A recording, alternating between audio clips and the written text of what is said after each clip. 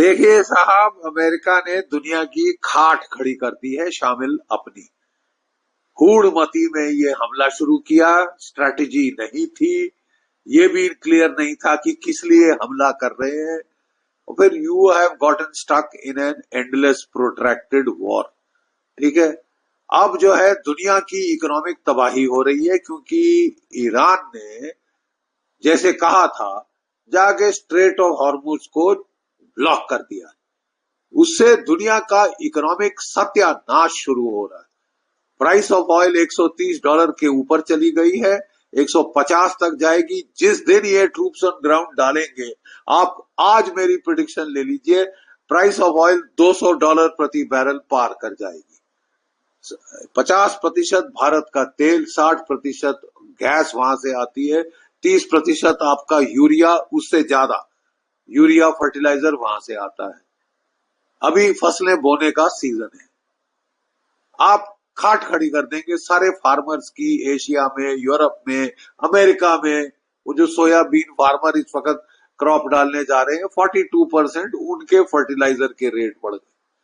Petrol का दाम वहां पे जो भी $2-3 प्रति गैलन था लड़ाई के पहले, वो अभी $5 के पास पहुंच गया है, और ये $6-7-8 के ऊपर जा सकता है।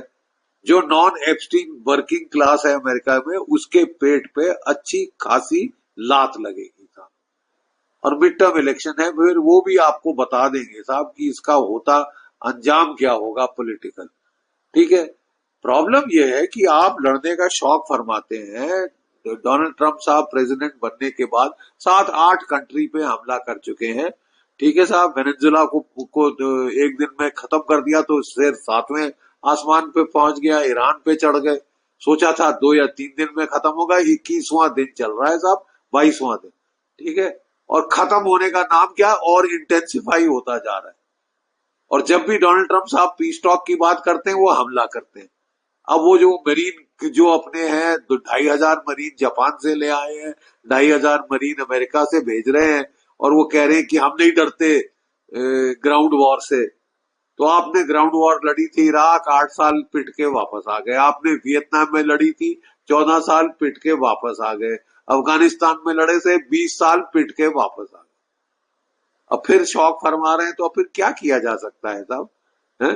प्रॉब्लम यह है कि आप शौक फरमाते हैं लड़ने का, ठीक है, और भुगते पूरी दुनिया।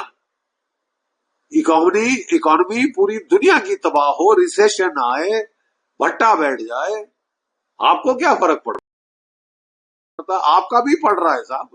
आपकी इकोनॉमी जब आपके लोगों को हिट करेगी ना, तब आपको होश हवास आपके वो उड़ा देंगे अगली इलेक्शन के अंदर। आप शायद सोच रहे हो कि मैं लड़ाई लंबी खींच के इलेक्शन ही कैंसिल करा दूं। यही चारा रह गया है, और क्या रह गया?